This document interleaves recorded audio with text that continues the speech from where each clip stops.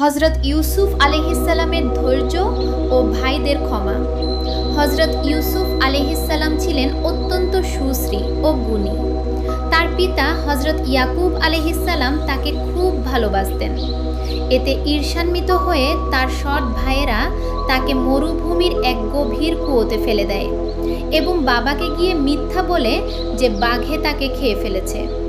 কুয়ো থেকে এক কাফেলা তাকে উদ্ধার করে মিশরের বাজারে গোলাম হিসেবে বিক্রি করে দেয়। সেখানেও মিথ্যা অপবাদে তাকে দীর্ঘ বছর কারাগারে কাটাতে হয়। কিন্তু ইউসুফ আলাইহিসসালাম প্রতি পদক্ষেপে চরম ধৈর্য ধারণ করেন এবং আল্লাহর ওপর ভরসা রাখেন। আল্লাহ তার ধৈর্যের প্রতিদান দেন। একসময় তিনি মিশরের অর্থমন্ত্রী ও শাসক হন। বহু বছর পর যখন মিশরে দুর্ভিক্ষ দেখা দেয়, তখন তার ভাইয়েরা খাদ্য সাহায্যের জন্য তার দরবারে আসে।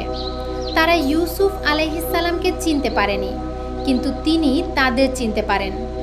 ইউসুফ আলাইহিসসালামের হাতে তখন ক্ষমতা ছিল ভাইদের শাস্তি দেওয়ার, কিন্তু তিনি প্রতিশোধ নেননি।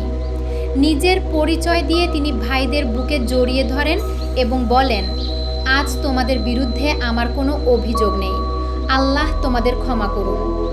শিক্ষা: বিপদে ধৈর্য ধরলে আল্লাহ মানুষকে সম্মানিত করেন এবং চরম শত্রুকেও ক্ষমা করার মধ্যে আসল বীরত্ব লুকিয়ে থাকে।